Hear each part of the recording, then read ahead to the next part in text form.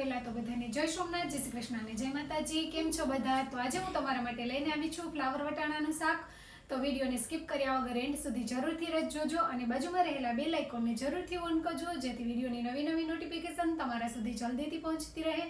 તો આપણે આજે શિયાળામાં ફ્લાવરની સિઝન છે અને ભરપૂર પ્રમાણમાં ફ્લાવર આવે છે, તો ફ્લાવરનું શાક બનાવીશું, સાથે આપણે વટાણા અને બટેટા પણ ઉમેરીશું। તો વિડીયોને સ્કીપ કર્યા વગર એન્ડ સુધી જરૂરથી જોજો। તો ચાલો આપણે શાક બનાવવાની શરૂઆત કરીએ। તો ફેમિલી, આજે આપણે બનાવવાના છીએ ફ્લાવરનું શાક। તે માટે આપણે ફ્લાવરને કટ કરી અને ગરમ પાણીમાં ધોઈ લેશું। તો આપણે ફ્લાવરને મોટા પીસમાં કટ કરી લીધું છે, જેને આપણે ગરમ પાણીથી ધોઈ લીધું છે। હવે તેને સુધારી લઈશું। તો આપણે ફ્લાવરને ઝીણું ઝીણું સુધારવાનું છે।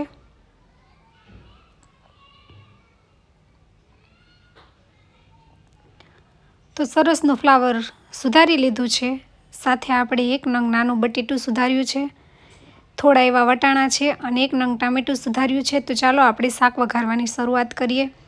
સૌપ્રથમ આપણે તેલ લઈશું। આપણે જાડા તળિયાવાળું વાસણ લેવાનું છે।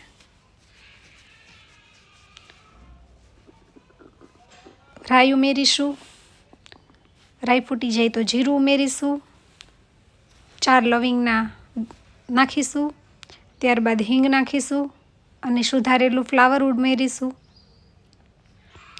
સારી રીતે તેલમાં મિક્સ કરી લેશું। ત્યારબાદ સુધારેલું બટેટું ઉમેરીશું। ફોલેલા વટાણાના દાણા ઉમેરીશું। વટાણાથી શાકનો સ્વાદ ખૂબ જ સ્વાદિષ્ટ આવે છે।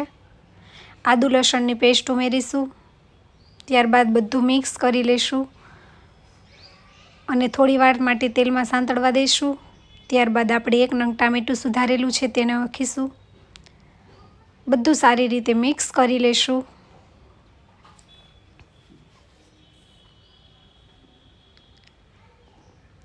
હવે તેમાં મસાલા કરીશું।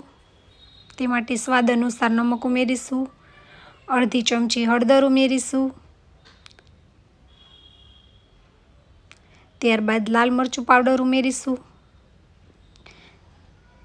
જેનું પ્રમાણ આપણે થોડું વધારે લીધું છે। આપણે આશરે 3 ચમચી જેટલું લાલ મરચું ઉમેરીશું, કારણ કે થોડું તીખું અને ચટપટું શાક હોય તો ખાવામાં સ્વાદિષ્ટ લાગે છે। બધું સારી રીતે હલાવી લઈશું। તો સારી રીતે મિક્સ થઈ ગયું છે। હવે તેને ઢાંકણ ઢાંકી અને હોજમાં ચડવા દઈશું અને થોડી વારે આપણે ચેક કરતા રહીશું અને હલાવતા રહીશું, નીચે દાજી ન જાય।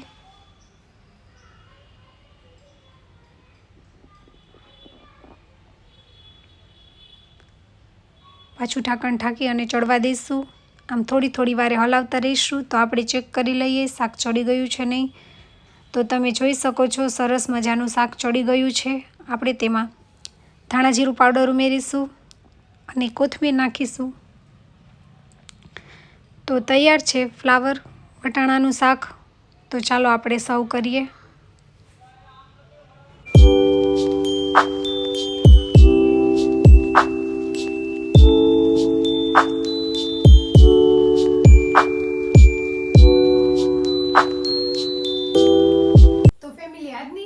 ફ્લાવરની રેસીપી તમને કેવી લાગી તે કોમેન્ટ કરીને જણાવજો અને જો મારી ચેનલમાં નવા હોય તો ચેનલને લાઈક, શેર અને સબસ્ક્રાઇબ કરજો અને આવા જ નવા વિડીયો જોવા માટે મારી ચેનલને સબસ્ક્રાઇબ ન કરી હોય તો સબસ્ક્રાઇબ કરી લેજો।